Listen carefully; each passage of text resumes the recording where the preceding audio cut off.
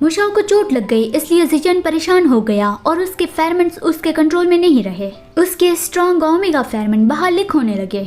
वो मुशाओ से दूर हो गया और मुशाओ ने भी ये नोटिस कर लिया कि तुम्हारी बॉडी इतनी रेड क्यों हो रही है, तुम अभी अपने फेरोमोन को क्यों कंट्रोल नहीं कर पा रहे हो।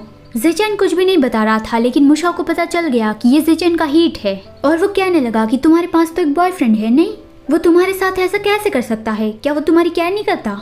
और वो मन में बोलता है कि मुझे तो यही लगा था कि अगर मैं दूर से बस तुम पे ध्यान रखूंगा तो तुम खुश रहोगे। उसे ऐसा लग गया कि ज़िचेन जिस पर्सन से प्यार करता है वो पर्सन उससे प्यार नहीं करता और अपने हीट दौरान वो जिस पर्सन से प्यार करता है उसके अलावा किसी और की मदद भी नहीं लेना चाहता। मतलब ज़िचेन मेरी मदद नहीं चाहता, उसे वो दूसरा पर्सन ही चाहिए। और उसने कहा कि डोंट वरी, मैं कुछ भी नहीं करूंगा। उसने अपने जैकेट से ज़िचेन को कवर किया कि इस कोट में मेरे फेरोमोन है जिससे तुम्हें अच्छा लगेगा।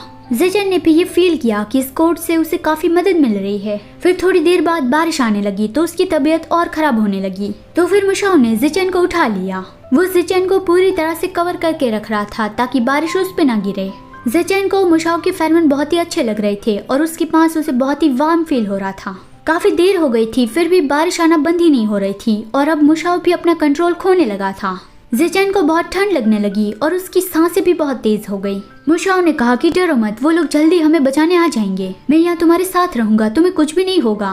फिर उसने पूछा कि क्या तुम्हारा बॉयफ्रेंड तुम्हें बहुत ही अच्छे से ट्रीट करता है, लेकिन ज़िचेन ने कोई भी जवाब नहीं दिया कि वो अचानक से ये क्यों पूछ रहा है। और मुशाओ कहने लगा था कि जब तुम सैड होते हो या फिर खुश होते हो तब क्या तुम्हें देख कर ही उसे तुम्हारे मूड के बारे में पता चल जाता है, और क्या वो हर वक्त तुम्हारे साथ रहता है। ज़िचेन पहले मुशाओ का बहुत ज्यादा ध्यान रखता था। वो मुशाओ को बहुत ही अच्छे से समझता था और उसे खुश रखने की पूरी कोशिश करता था। तो मुशाओ उस बारे में कह रहा है कि ज़िचेन तो उसकी इतनी ज्यादा केयर करता था, तो क्या अभी उसका बॉयफ्रेंड उसकी इतनी ज्यादा केयर कर रहा है, क्या वो तुम्हें लेके सीरियस है और क्या तुम भी उसे इतना ज्यादा ही प्यार करते हो। और उसने पूरी तरह से ये मान लिया कि अब वो मेरा नहीं है। पर अब ज़िचेन की हालत बहुत ज्यादा खराब होने लगी थी तो वो उससे दूर नहीं हो सकता था। सिर्फ मुशाओ के फेरोमोन से ही अब ज़िचेन को मदद नहीं मिल रही थी। सिर्फ फेरोमोन काफी नहीं थे, अब उसे कुछ ज्यादा करना पड़ेगा।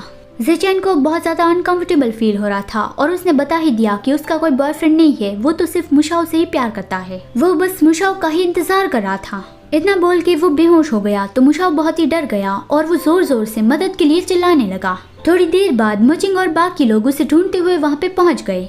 यहाँ पे दूसरी ओर सोहान ने लिनशाओ को किस किया और बताया कि मैं तुम्हें छोड़कर जा सकता हूँ, लेकिन मैं कभी ऐसा चाहूंगा ही नहीं। कल तुम मेरे साथ मैरिज सर्टिफिकेट लेने चलना और फिर उसके बाद मैं तुम्हारे साथ हॉस्पिटल चलूंगा। लिनशाओ सरप्राइज था कि क्या सच में सोहान उसके साथ शादी करना चाहता है। सोहान का चेहरा रेड था और उसने पूछा कि क्या तुम नहीं करना चाहते। तुरंत लिनशाओ ने कहा कि बिल्कुल मैं चाहता हूँ, मैं बहुत ज्यादा खुश हूँ, क्या यह सपना तो नहीं है ना।